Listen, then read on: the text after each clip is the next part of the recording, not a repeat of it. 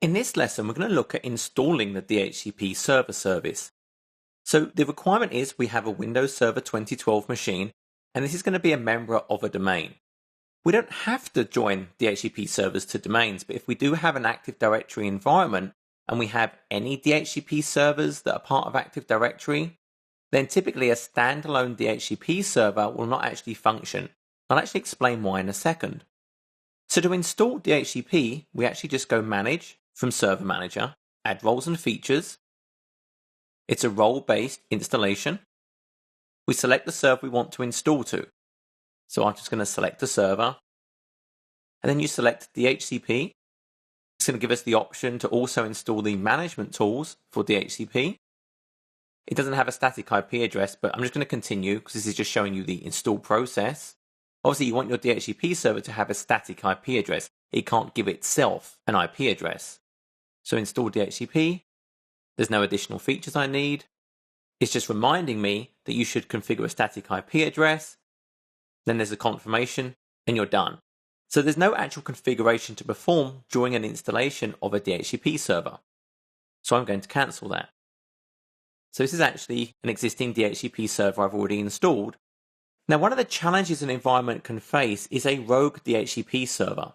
So you don't want someone setting up their own DHCP server and giving out IP addresses, because this could be an attack on the organization. They can give IP addresses to clients and force all communications to, for example, go through their server. They could set themselves as the gateway. They could give you false DNS records, so then you're giving secure credentials to the wrong site. So you want to make sure only authorized DHCP servers are operating in your network. So with Windows Server 2012, before a DHCP server that is a member of a domain can give out IP addresses, it must be authorized in Active Directory. This is easy to do. You literally can just right-click and you would click Authorize. Obviously, this machine is already authorized.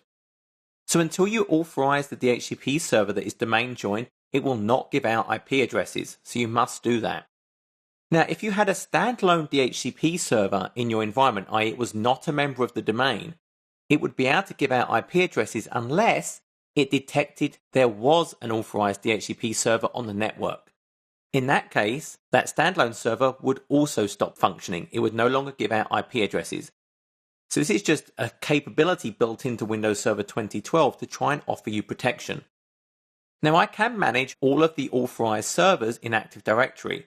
If I go to the root of the navigation pane, DHCP, right-click and say Manage Authorized Servers, here I can see all of the servers that are authorized. Notice I have my two domain controllers that are also my DHCP servers. I have my configuration management server because that also offers boot material to clients. And I actually have an old machine, which is actually no longer valid. So I could unauthorize, I could remove machines from here. So that's really the key part to actually installing. So I simply have to add the role, make sure the server is authorized, and then I'm ready to actually start performing configuration of my DHCP server. You could also install this from PowerShell. So for example, if I actually do a get Windows feature, we'll actually see that we have the DHCP server. So to install from PowerShell, I would use the install-Windows feature space DHCP. I could also automatically add the management tools with the -include management tools switch of install Windows feature. So for example, I could just say install Windows feature, DHCP, include management tools. If there was a restart necessary, I could do restart, but there isn't for this service. I'm just going to say what if, so it doesn't actually perform this action, but it would actually show me what is required, and I can see there isn't a restart needed. So this concludes the lesson on installing the DHCP server.